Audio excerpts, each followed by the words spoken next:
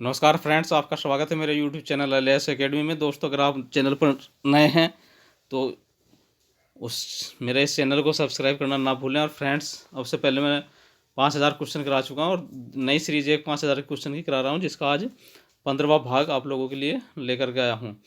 और हाँ friends, bell icon को ज़रूर दबाएँ ताकि नोटिफिकेशन आपको मिलता रहे जब भी नई वीडियो मिले। फ्रेंड्स, शुरुआत करते हैं। वर्ल्ड ऑफ लर्निंग का प्रकाशन कहाँ से किया जाता है?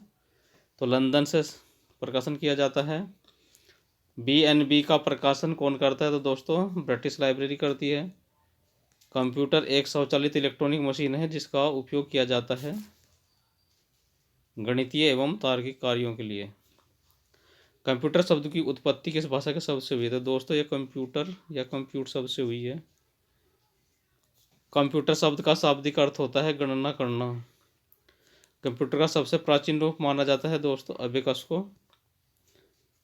अबेकस क्या है? तो फ्रेंड्स, अबेकस प्राचीन काल में उपयोग किए जाने वाले गणना करने वाला एक उपकरण है। गणक या कैलकुलेटर का जन्मदाता कौन था?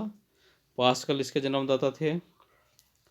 चार्ल्स बेबेज को दोस्तों गणितज्ञ प्रथम माना जाता है, जिन्होंने सर्वप्रथम इस संभावना को समझा कि ऐसी मशीन का निर्माण संभव है जिस पर आवश्यक क्रियाकलाप किया जा सके और उसे प्रोग्रामिंग द्वारा निर्दिष्ट किया जा सके तथा संग्रहित प्रोग्राम नियंत्रण की इस अवधारणा पर आधुनिक कंप्यूटर आधारित है।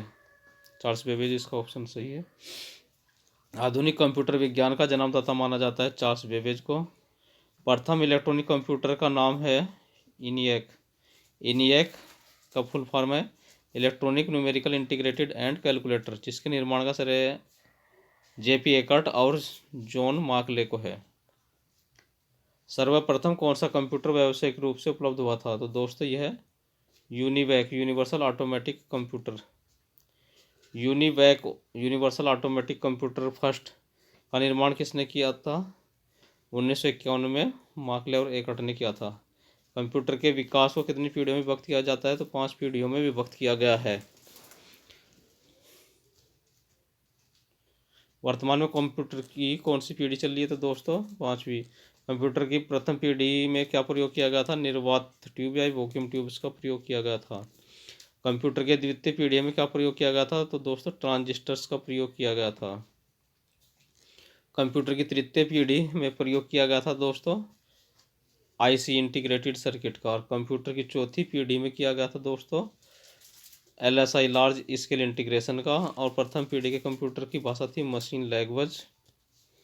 द्वितीय पीढ़ी के कंप्यूटर की भाषा थी दोस्तों हमारी असेंबली लैंग्वेज। तृतीय पीढ़ी के कंप्यूटर की भाषा है हाई लेवल लैंग्वेज। और पंचम पीढ़ी की विशेषता है दोस्तों, इसमें आर्टिफिशियल इंटेलिजेंस या कृत्रिम मेधा का प्रयोग किया गया है। असेंबली लैंग्वेज के आविष्कार का श्रेय जो होता है कैथलीन बोध को। प्रथम कंप्यूटर पीढ़ी के कंप्यूटर की मेमोरी कितनी थी? 1 KB थी। द्वितीय पीढ़ी के कंप्यूटर की मेमोरी की अक्षमता थी हमारी 100 KB। तृतीय पीढ़ी के कंप्यूटर में हाई लेवल लैंग्वेज है बेसिक, कोबोल और फोर्ट्रॉन। इसका आंसर उपरोक्त सभी है। IC इंटीग्रेटेड सर्किट ट्रांजिस्टर्स को चिप पर एकत्रित किया गया है। किसी पीढ़ी के कंप्यूटर में PC के रूप में उपलब्ध किया गया था चतुर्थ पीढ़ी को। कंप्यूटर को उसके कार्य तथा सिद्धांत के आधार पर 3 भागों में बांटा जा सकता है: डिजिटल कंप्यूटर, अनुरूप कंप्यूटर और हाइब्रिड कंप्यूटर। डिजिटल कंप्यूटर को उसके कार्य तथा सिद्धांतों के आधार पर विभाजित किया जा सकता है दोस्तों microcomputer, minicomputer, mainframe computer, supercomputer. Option B सही है। और फ्रेंड्स, पेट्रोल पंप पर लगा स्पीडोमीटर किस प्रकार के कंप्यूटर का उदाहरण है? तो यह अनुरूप या एनालॉग कंप्यूटर का है। कंप्यूटर के रेखा चित्र के अनुसार इनपुट डिवाइस द्वारा डाटा डाला जाता है। प्रोसेसिंग डिवाइस से होकर आउटपुट डिवाइस के माध्यम से सूचना प्राप्त होती है। प्रमुख इनपुट उपकरण निम्नलिखित हैं: कीबोर्ड, सॉरी फ्रेंड्स, प्रमुख इनपुट उपकरण हैं, हाँ, कीबोर्ड, माउस, पॉइंटिंग डिवाइस, ये सभी इनपुट। कंप्यूटर का दिमाग और दिल किसको कहा जाता है? तो यह CPU को कहा जाता है। कंप्यूटर में डाटा प्रोसेसिंग का कार्य किया जाता है CPU के द्वारा। CPU के 3 भाग होते हैं: कंट्रोल यूनिट, मेमोरी यूनिट और अर्थमेटिक लॉजिक यूनिट। कंप्यूटर की स्थायी मेमोरी कहा जाता है रैम को। कंप्यूटर की स्थायी मेमोरी कहलाती है रोम। रजिस्टर और एक्यूमुलेटर का समूह कहलाता है हमारा अंकगणित तार्किक इकाई। भंडारण उपकरण को दो भागों में विभाजित किया जाता है दोस्तों, आंतरिक भंडारण और बाह्य भंडारण। आंतरिक भंडारण को प्राथमिक मेमोरी भी कहते हैं तथा आंतरिक भंडारण दो भागों में विभक्त है, रैम तथा रोम। बाह्य भंडारण को बैकअप भंडारण भी कहते हैं। इसका प्रयोग उस डाटा या प्रोग्राम को संग्रहित रखने के लिए किया जाता है जिसका आवश्यकता पड़ने पर प्रयोग किया जा सके। बाह्य भंडारण उपकरण क्या है? चुंबकीय टेप, चुंबकीय डिस्क, सीडी रोम, ये सभी उपरोक्त भंडारण इकाई हैं। कंप्यूटर सॉफ्टवेयर के बारे में कौन सा कथन सही है? दोस्तों सभी कथन सही हैं उपरोक्त। कंप्यूटर सॉफ्टवेयर कंप्यूटर का अहम अंग होता है। वास्तव में सॉफ्टवेयर द्वारा ही कंप्यूटर कार्य करने की शक्ति प्राप्त होती है। सॉफ्टवेयर में विभिन्न प्रोग्रामों का समाविष्ट किया जाता है और उसके आधार पर कंप्यूटर के कार्यों का संचालन होता है। हम इन्हें देख नहीं सकते। इसका जो आंसर है वो डी ऑप्शन सही है। सॉफ्टवेयर को विभाजित किया जा सकता है। तो फ्रेंड्स, सिस्टम सॉफ्टवेयर, अनुप्रयोग सॉफ्टवेयर और यूटिलिटी सॉफ्टवेयर के रूप में तीन भागों में विभाजित किया जा सकता है। System software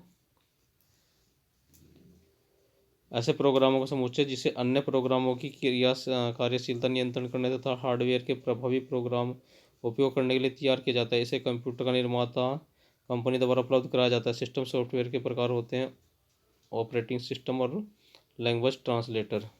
Microsoft disk operating system के विकास का श्रेय किसको है? माइक्रोसॉफ्ट कॉरपोरेशन को इसके विकास का श्रेय है। ए ऑप्शन सही है। Microsoft disk operating system MS DOS का उद्भव कब है? 1981 है। माइक्रोसॉफ्ट कॉरपोरेशन के संस्थापक हैं बिल गेट्स हैं। माइक्रोसॉफ्ट कंपनी द्वारा सन 1985 में GUI graphic user interface operating system विकसित किया गया तथा इसे निर्देश से चित्र प्रतीकों के रूप में प्रदर्शित करता था। विभिन्न प्रोग्राम आयताकार बॉक्स में प्रदर्शित होते जिन्हें विंडो कहते हैं। इस ऑपरेटिंग सिस्टम का नाम है MS विंडो 95। MS विंडो का नवीनतम संस्करण कौन सा है? तो विंडो 10 इसका लेटेस्ट एडिशन है, यह नवीनतम संस्करण है। यूनिक्स ऑपरेटिंग सिस्टम का विकास 1969 में 1969 में किसके द्वारा किया गया था? केन थॉमसन के द्वारा किया गया था। यूनिक्स ऑपरेटिंग सिस्टम किस भाषा पर आधारित है? तो दोस्तों ये सी भाषा पर आधारित है। लाइनक्स ऑपरेटिंग सिस्टम की शुरुआत एक GNU प्रोजेक्ट के रूप में 1983 में किसके द्वारा की गई थी? तो दोस्तों रिचार्ड स्टॉलमैन के द्वारा की गई थी। लाइनक्स ऑपरेटिंग सिस्टम का विकास 1991 ईस्वी में किसके द्वारा किया गया था? तो दोस्तों यह लिनस टॉरवाल्ड्स के द्वारा किया गया था। निम्नलिखित में से ओपन सोर्स सॉफ्टवेयर है लाइनक्स है। निम्नलिखित सूचियों का मिलान कीजिए। तो दोस्तों सूचियों का मिलान करते हैं और इसका ऑप्शन जो सही है वह हम आपको बताते हैं। इसका बी ऑप्शन सही है फ्रेंड्स। ठीक है,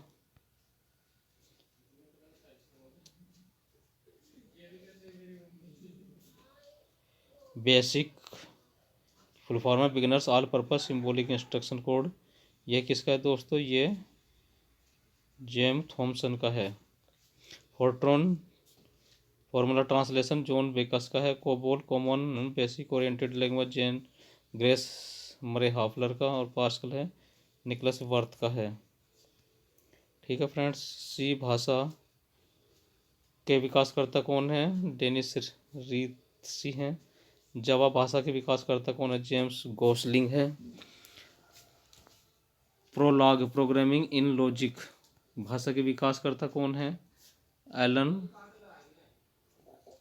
हैं। और लोगो भाषा के विकासकर्ता कौन है हमारे? वैली फॉर्जबर्ग।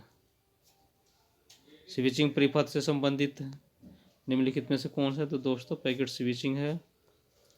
फ्रेंड्स ये थे आज की वीडियो के क्वेश्चन, और जो डाउटफुल क्वेश्चन होते हैं उनको हम हमेशा की तरह कमेंट बॉक्स में डिस्कस करते हैं। और दोस्तों अधिक से अधिक लाइक शेयर करिए ताकि मेरा मनोबल बढ़ता रहे। फ्रेंड्स नए वीडियो जब तक आता है तब तक आप बार बार, मैं सब लोगों को ये बोलता हूँ कि रिपीट करके रिवीजन करते रहिए, ताकि आपके क्वेश्चन अच्छी तरीके से तैयार हो सकें। और फ्रेंड्स 2021 और 22 में बहुत सारी पोस्ट आने वाली हैं, तो आप लोग अभी से लग करके तैयारी कर लीजिए, ताकि आप लोगों का सिलेक्शन हो सके। मिलते हैं नई वीडियो में, तब तक के लिए बाय बाय।